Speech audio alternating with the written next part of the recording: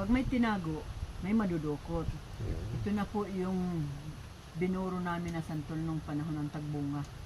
Gulay po kami ngayon. Ito na po yung kinayod namin na santol na binuro po namin sa asin. Yan po siya. Oh.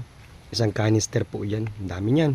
Nung panahon ng tigsantol, naisip namin na magburo niyan. Para kahit wala na pong bunga yung santol, meron pa rin kami magugulay. Ayun po yung kagandahan niyan. And ito po yung balaw. Ito na lang po yung natitirang balaw. Kukunti na lang po siya. Masarap din po yung pangsahog sa sinantulan. Yan o karami ang lulutuin natin. Okay. Sige pa, dagdagan mo pa. Ito po siya oh. Yung loob po niya ay, ang ganda ng kulay mama, no? May puti pa. Oo, ang ganda ng pagkaburo. Mm. Bango. Ano naman ito eh? Sagana sa asin. Yun. Kaya matagal po masira yan. Sa estimate ko po nasa mga 4 na buwan na po ito.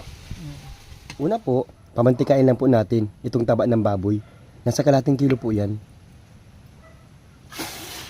Lagyan po natin ng konting asin. And then haluin po natin. Eto na po. Pipigain lang po yan. And then huhugasan po ng 2 hanggang 3 beses.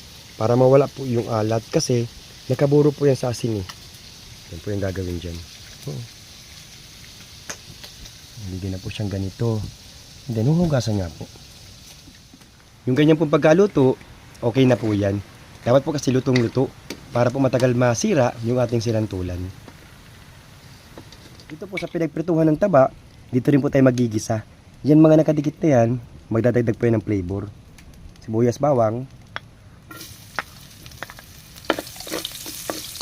Kapag okay na po yung bawang at sibuyas, maglalagay na po tayo ng labnaw. Ito po yung ikalawang kata.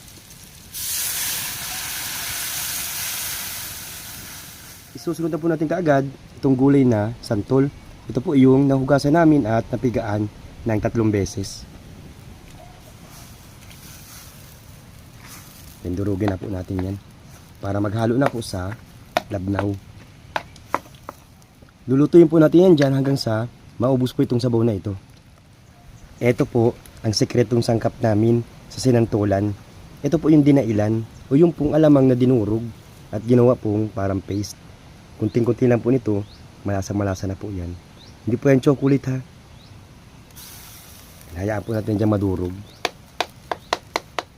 Kapag po yung sabaw naubos na, ibabalik ko na po itong napiritong taba. Dagdag po ako ng kunting asin. Saka po paminta. Maglalagay na rin po ako ng maraming sili. Mas maraming sili po, mas masarap.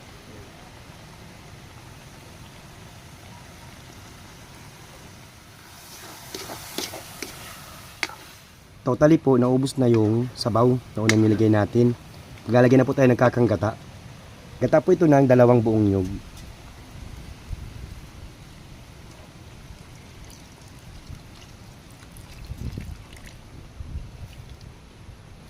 Haluin po natin ulit.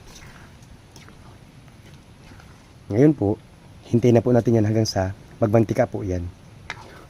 Ayan po, oh. Tingnan nyo po, nagmamantika na. Oh.